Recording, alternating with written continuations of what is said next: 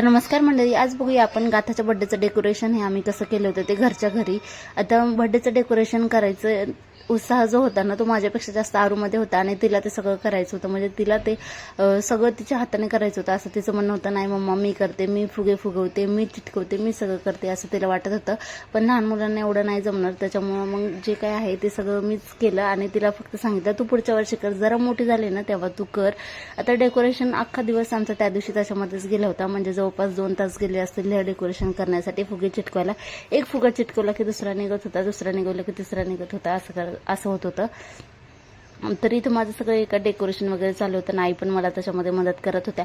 आता हे जे फुगे आणि ते फुलं मी मागच्या व्हिडिओमध्ये सुद्धा सांगितलं होतं की ते आम्हाला काकूने दिलं होतं, कारण त्यांच्या नाताचं जेव्हा वेलकम होतं ना त्यावेळेस त्यांनी फुगे वगैरे हे छान डेकोरेशन केलं होतं, शिकामान वगैरे केली होती आणि त्याच्याच भरपूर असे फुगे उरले होते। त्याच्यामुळे त्या म्हणल्या की उगाच दुसरे घेण्यापेक्षा तू काय कर, हेच नाही आणि ह्याचंच हे कर, जे काय तू आणलेले फुगे आहेत ना ते राहू दे, ते तुला नंतर परत एकदा कामी येतील। त्याच्यामुळे आम्ही तसंच केलं। मग हे फुगे मला तर जवळपास हा कलर जास्त नाही आवडला, पण तरी सुद्धा काय करणार, चला असू द्या म्हटलं जसं आहे तसं। आणि हे जे 3 फुगे दिसतात ना त्याला 2 in 1 टेप मी तिन्हीकडे चिटकवल्या आणि अशा पद्धतीने त्याचं हे केलं होतं सगळीकडे। आता हे जे आहे ना चौकोनी हे लावली होती ती जे आहे ते, आणि त्याच्या साईडने असे चौकोनी फुगे लावले होते, म्हणजे एकदम असा चौकोन आकार बनला होता असा। तर त्याच्यानंतर जे काय बर्थडेचं मधलं राहिलं होतं ना, हॅपी बर्थडे नाव राहिलं होतं, ते आणायचं विसरलो होतो आम्ही। एकदम शेवटला ते पूर्ण हे डेकोरेशन झाल्याच्या नंतर कसं वाटतंय ते तुम्ही शेवटपर्यंत व्हिडिओ बघा आणि मला कमेंटमध्ये देखील नक्की सांगा।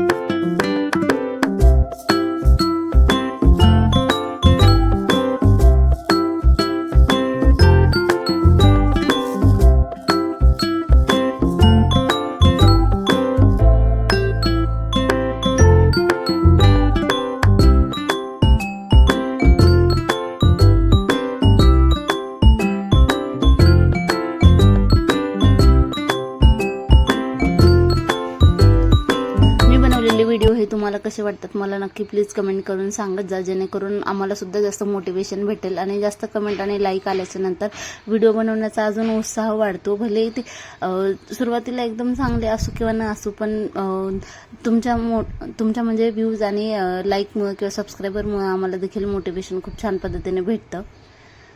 आता घरी बसून हे लहान बाळ सांभाळून दुसरं तर आपण काय बाहेर जॉब करू शकत नाही, त्याच्यामुळे यूट्यूब हा मी निवडलं होतं पर्याय माझ्यासाठी।